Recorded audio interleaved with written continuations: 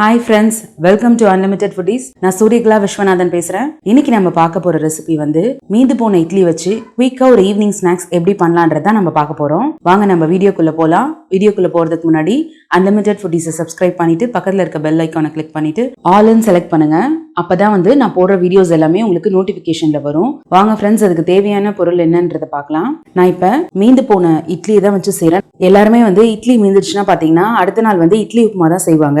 இது வந்து இட்லியை வச்சுதான் நாமளும் இன்னைக்கு செய்ய போறோம். ஒரு டிஃப்ரெண்டான ஈவினிங் ஸ்நாக்ஸ் தான் பண்ண போறோம். இப்ப நம்ம இட்லியை வந்து வெளியிலே வச்சிருந்தோம்னா மிக்சியில போட்டு ஒரு பல்ஸ் கொடுத்தோம்னா வந்து பிசு பிசுன்னு ஒட்டிக்கும். இதுவே நம்ம ஃப்ரிட்ஜ்ல வச்சுட்டு ஒரு பல்ஸ் கொடுத்தோம்னா நல்லா உதிரியா வரும். இப்ப நான் இதுல 3 இட்லி எடுத்து வச்சிருக்கேன். மீடியம் சைஸ் வெங்காயம் ஒன்று எடுத்திருக்கேன், அதை பொடியா நறுக்கி வச்சிருக்கேன். ஒரே ஒரு கொத்து கருவேப்பிலையும் நறுக்கி வச்சிருக்கிறேன்.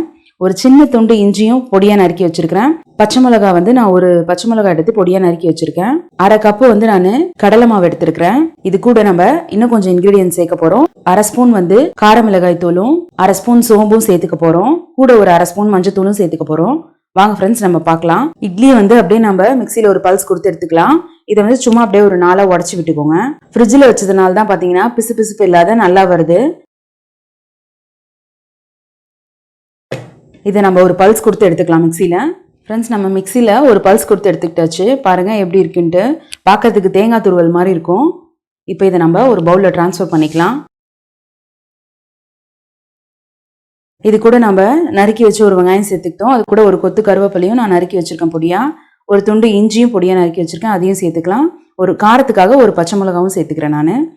இது கூட நான் 1/4 டீஸ்பூன் வந்து கார மிளகாய் தூள் சேர்த்துக்கிறேன். இது கூட சோம்பு வந்து 1/2 டீஸ்பூன் சேர்த்துக்கிறேன். 1/4 ஸ்பூனுக்கு கம்மியாவே மஞ்சத்தூள் சேர்த்துக்கிறேன். அடுத்தது இது கூட நான் ஒரு 1/2 கப் வந்து கடலை மாவு சேர்த்துக்கிறேன். இப்ப நம்ம வந்து இட்லியில ஏற்கனவே உப்பு இருக்கும் கொஞ்சம், அது இல்லாத நம்ம கடலை மாவு சேர்த்திருக்கோம், அதனால இன்னும் கொஞ்சோண்டு உப்பு சேர்த்துக்கலாம் இதுல. இப்ப வந்து நம்ம தண்ணி ஊத்தாதே ஃபர்ஸ்ட் பிசைஞ்சுக்கலாம். அப்படி தண்ணி வேணும்னா நம்ம கடைசியா சேர்த்துக்கலாம். ஏன்னா இந்த வெங்காயத்திலே கொஞ்சம் தண்ணி விடும். இது வந்து நம்ம நல்லா வந்து அழுத்தி பிசைஞ்சாலே நமக்கு கொஞ்சம் பிசு பிசுப்பு தன்மையும் இருக்கும். அதே சமயத்தில் தண்ணியும் கொஞ்சம் விடும் இந்த வெங்காயத்தில். பாருங்க, இந்த அளவுக்கு பிசைஞ்ச உடனே கொஞ்சம் நல்லா டைட் ஆயிடுச்சு. இது கூட லேசாக கொஞ்சம் தண்ணி தெளித்து நம்ம பிசைஞ்சு எடுத்துக்கலாம்.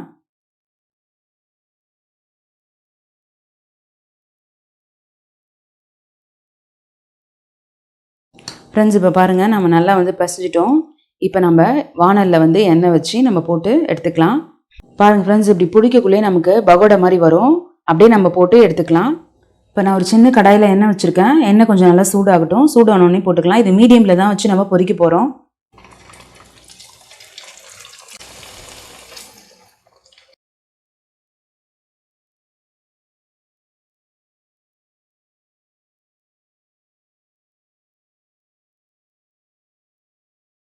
ஃப்ரெண்ட்ஸ் பாருங்கள், நல்லா வந்து பொரிஞ்சிருச்சு கிறிஸ்பியாக. இங்கே பாருங்கள், கிறிஸ்பியாக வந்து இட்லி பகோடா ரெடி ஆயிடுச்சு. நம்ம இதை எடுத்துக்கலாம். மீதி இருக்கிறதையும் இதே மாதிரி போட்டு எடுத்துக்கலாம்.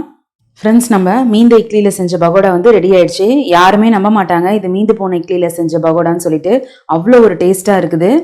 நான் இப்போ ஒன்று எடுத்து உடச்சு காட்டுறேன் பாருங்க.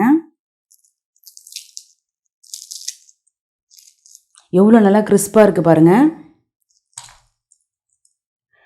ரொம்ப சூப்பராக வந்திருக்கு ஃப்ரெண்ட்ஸ் இந்த பகோடா. இது நம்ம குயிக்காக செஞ்சு கொடுத்துடலாம். ஒரு 5 நிமிஷம் தான் ஆகும் இந்த வெங்காயம் இதெல்லாம் கட் பண்ணுறதுக்கு. கடகடன் குயிக்காக பண்ணிடலாம். இனிமேட்டு உங்கள் வீட்டில் இட்லி மீந்ததுன்னா கண்டிப்பாக இந்த ரெசிபி நீங்கள் ட்ரை பண்ணி பாருங்கள்.